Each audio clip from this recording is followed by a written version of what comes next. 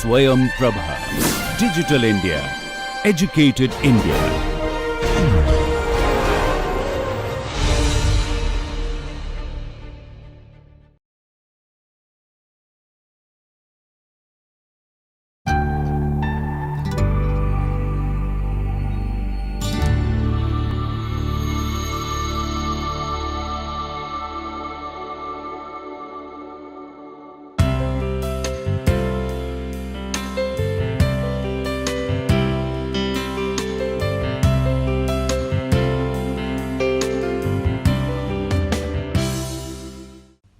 Hello, welcome to International Studies on Vernacular Architecture course. In this lecture, we are going to talk about acculturation in architecture. Acculturation occurs when people from different cultures meet each other. Throughout human history, encounters between people of different cultures already happen. As can be seen on the map, people moved across continents since 200,000 years ago, from Africa to Middle East, Australia, Europe, Asia, and America. They traveled across the ocean and land for various reasons. One of the first reasons to travel was to find a better place to live. Many migrate from one place to another place, a richer, faraway land with different culture, to live a better life. The other reason were to conquer or to spread religions or beliefs, or to trade, or in search of adventure or fun. One of the most apparent evidence of these past encounters was the ancient trade route known as the Silk Road. The road that linked the Western world with the Middle East and Asia was not a single road, but a network of multiple roads that gradually emerged over the centuries, connecting various settlements and cultures.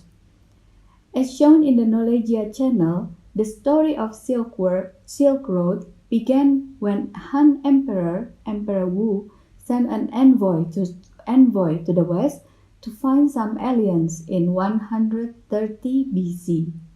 The envoy, called Changqian, witnessed for the first time a new variety of culture and was particularly interested by the Dayuan people. To be specific, by the horses of Dayuan. Emperor Wu then decided to purchase these horses to guard the border and fight with the north. With the success of evading threats from the north, Emperor Wu then decided to take a further step, triggering the opening of Silk Road, spanning roughly 4,000 miles, reaching east to the west. As explained in Encyclopedia Britannica, through a network of trade roads carrying goods and ideas, two great civilizations at that time, Rome and China, is connected. Silk went westward, and wool, gold, and silver went east. Christianity from Europe and Buddhism from India also spread via the Silk Road. Until today, people still travel from one place to another for leisure, adventure, trade, business, and even for study abroad. The invention of internet opened another level of cultural encounters. Exchange of information, knowledge, and technique between different cultures happen faster and more frequently. These various activities made people of diverse backgrounds meet. They see, listen, and experience new things from one another. As time goes by, the more they spend time with each other, they borrow, adapt, and modify their way of life. This process has led to changes in the original patterns of life and cultures of the people concerned, as well as the formation of new societies. The meeting of cultures and the resulting changes are what collectively has come to be known as acculturation. So, acculturation is a process. It doesn't happen overnight. It is a process of cultural modification of a group of people by adapting to or borrowing traits from another culture. But each culture still able to retain unique cultural markers, either language, food, and/or custom. Acculturation for a longer period of time leads to assimilation. Assimilation is when one completely gives up own culture and follows the new one. The fruit bowl and the fruit juice is a metaphor. The fruit bowl for acculturation and the fruit juice for assimilation. In the fruit bowl, we can still see and taste each fruit, but in the fruit juice, all the fruit blends and form a new taste.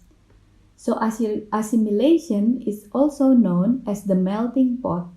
Now we are going to see example of cultural acculturation represented in its architecture in one of the coastal city in North Java called Lasem. This example is a research that I have done in 2008 together with Yogi Fatur Rahim. Lasem is an old coastal town with a long history. Like most coastal cities, Lasem community were the first to receive the influence of new ideologies and knowledge that came from various parts of the world. Lasem originally had a Hindu Javanese Majapahit communities, and at the end of 16th century, it is said that the transition and cultural shift from Hinduism to Islam happened because a member of Admiral Cheng He from China called Binang Un sailed to Southeast Asia during the Ming Dynasty. He and his troops stayed in Lasem to spread the religion of Islam. With the establishment of Al-Jami Baitur Rahman Mosque at Lasem intersection, Lasem later developed into one of the leading pesantren networks in the archipelago. Traces of pesantren can still be seen in several places. One of them is located in the border area between Karangturi district, known as the Chinese settlement in Lasem, and Kauman district, which is located behind the mosque near the square. On the other hand, the Dutch built a fort in the east adjacent to a Japanese regent's palace, and the Dutch settlement flourished. Around mid-19th century, Chinese refugees from Ngawi and new settlers from China crowded into new settlements of Gedong Mulyo and Babakan district in Lasem. The government of Regent's Palace and Dutch military headquarters were then transferred to Rembang. Almost at the same time, a sugar factory was founded. This makes the economic area of Lasem abundant, while the government area is isolated from the city. Consequently, Lasem society is free from hierarchy, and because of that, they have more freedom of architecture compared to people in the mountains.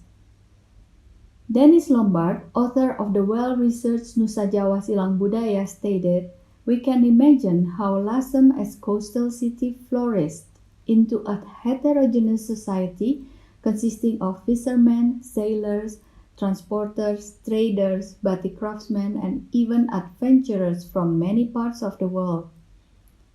A major change happened in 1854 when Dutch East Indies government as colony published a rule that sharpened the concept of foreigner. The Javanese people was labeled as indigenous, and professional traders from foreign lands such as Arab, India, or China were labeled as real foreigners. This is the beginning of architectural segregation known by the Lasem people today as the Javanese, colonial, and Chinese house type. As we can see in the pictures, the difference is apparent just by looking at the roof shape.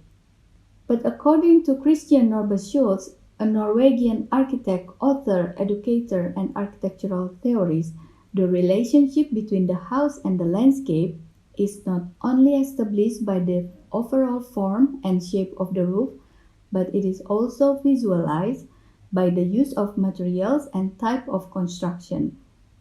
So, if we look closer, we can still see the same materials used, brick and wood, but different construction techniques supporting the roof.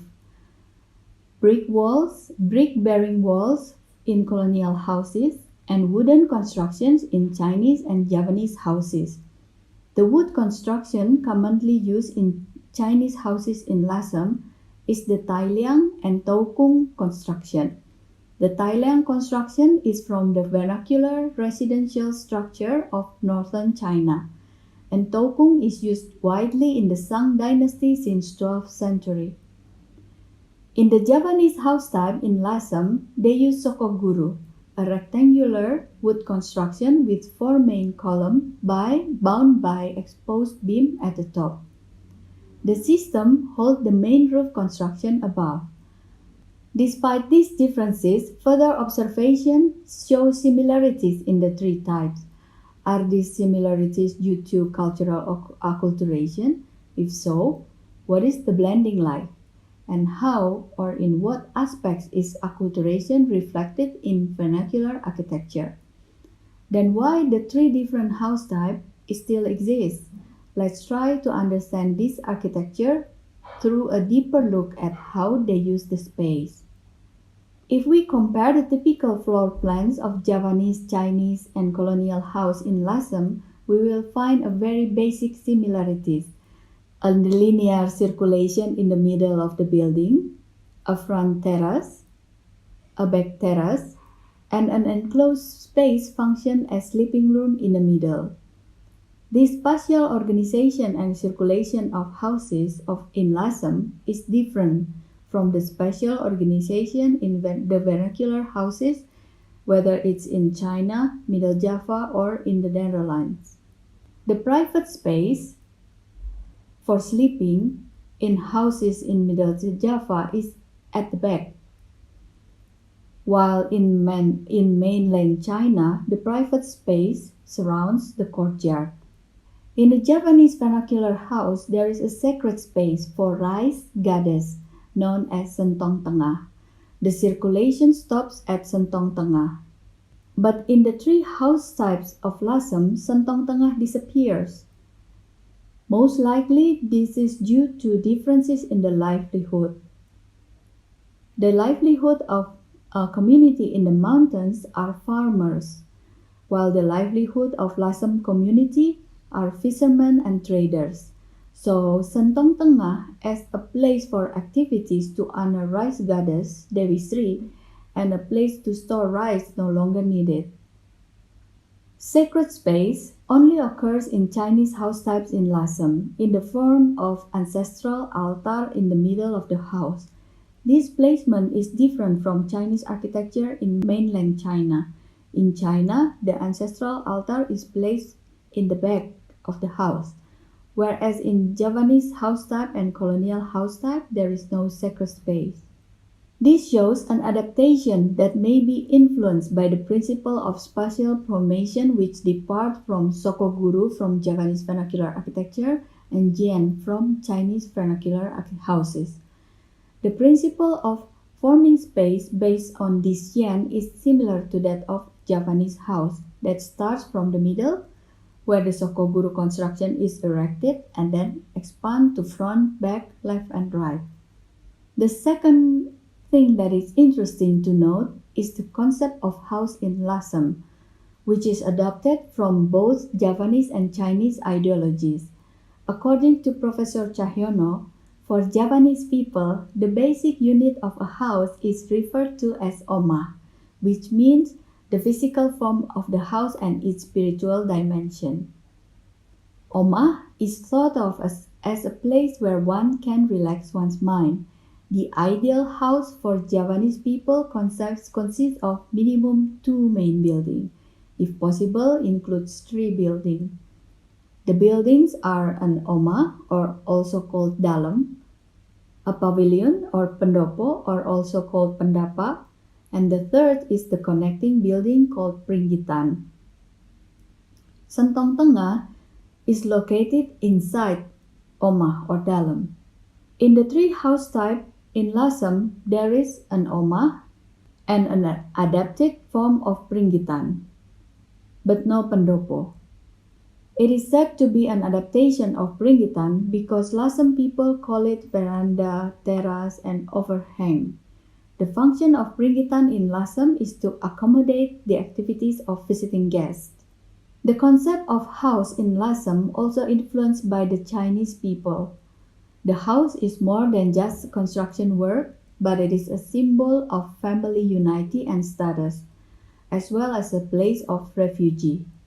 The writing of house, Jia, has a double meaning, namely home and family. The house is structured as a family unit, not individuals. So Chinese vernacular buildings are more oriented inward, clearly visible in the courtyard type. On the outside, it looks more closed, consisting only fences and gates. Here, there is a clear boundary between public outside and family inside. The relationship between the community and the family is only at the opening in the form of a gate. In Lasem, many houses use gates and fences. This creates a very distinctive environmental character. The boundaries between public and private space are clearly defined in several districts in Lasem. In the section, a pattern of the same arrangement of space is apparent, consisting of 5 parts. 1. Front porch, 2. Closed space, 3. Back terrace, 4. The service area and backyard, and 5. The front yard and the gate. As you can see in the section, the building mass is varied. Sometimes the house consists of one building mass, but because of the roofs, sometimes the house looks like it consists of up to 3 buildings. The colonial house type and one Javanese house type only has one roof, while in the Chinese and another Javanese house type there are 3 roofs. Maybe it's because they do not have the knowledge to make a wide-span structure, or maybe the house is added because of new needs. They stack structural modules toward the short side, towards the back and front. The back terrace, surfaces, and backyard also used for producing batik. Lasem batik is famous for its motif, also showing a cultural acculturation.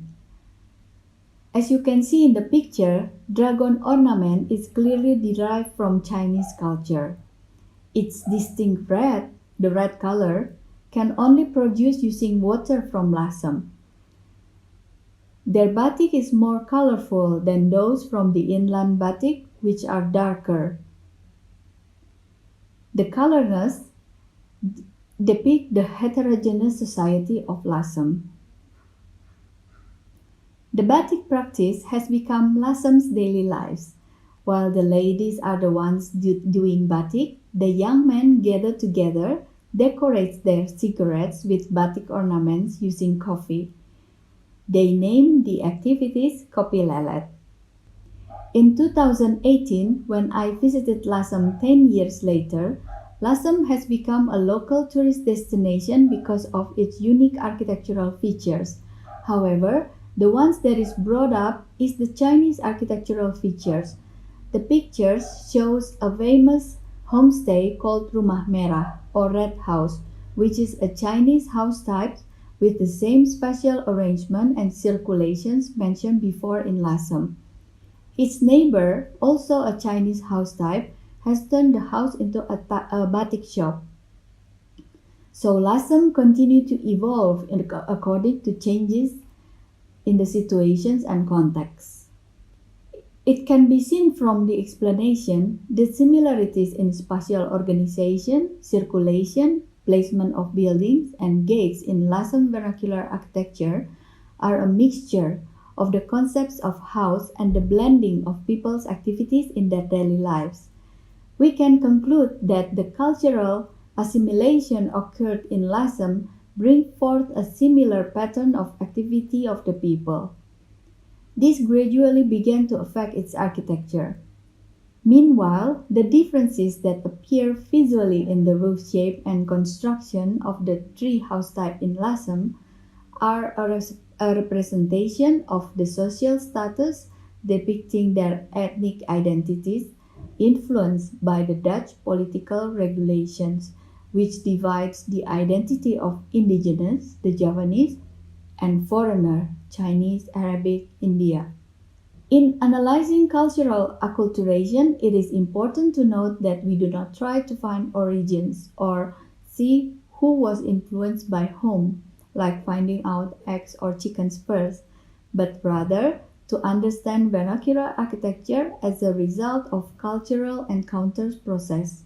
So we have come to the end of this lecture.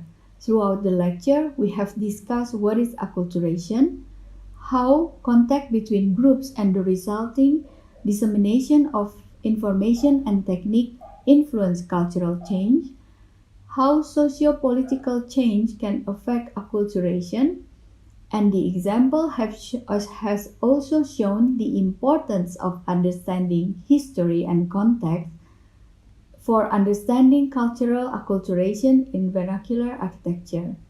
To conclude the lecture, here are some terms related to cultural acculturation. Acculturation, when a culture maintains traits but adopts some aspects of another culture, the fruit bowl. Assimilation, when one or more than one culture experiences entire cultural loss and form a new culture, the fruit juice. Multiculturalism, when one believes in valuing diverse and distinct plurality of culture, and when one believes tolerance of differences. This related to acculturation, the fruit bowl. Cultural appropriation, when a culture takes part of marginalized culture and uses it for their own benefit. Hopefully, the explanation of the term and the example in lesson provide you a clearer idea of how, why, and what cultural acculturation can be represented in its vernacular architecture. Here are some references of the lectures that you might be interested to look further. Thank you. See you in the next lecture.